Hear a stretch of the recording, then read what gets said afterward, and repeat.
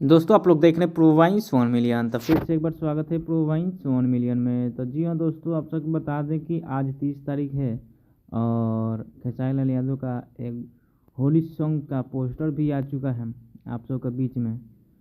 साल का पहला होली सॉन्ग जो कि गाना का पोस्टर खेसारी लाल यादव आज सुबह सुबह ही रिलीज कर दिया गया है और शाम को 3 बजे ये आ रहा है खेसारी म्यूजिक वॉल पे।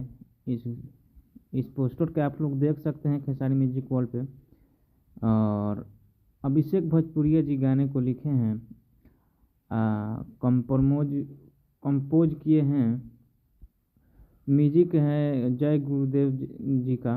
और जैसे कि आप लोग तैयार रहिए और 3:30 बजे खेसारी म्यूजिक वॉल पे आप सबको देखने को मिलेगा इस साल का पहला होली सॉन्ग जो कि बहुत ही ज़बरदस्त है। आप लोग देख सकते हैं वीडियो। तो अगले वीडियो में मिलेंगे, जब तक के लिए जय हिंद जय भोजपुरी।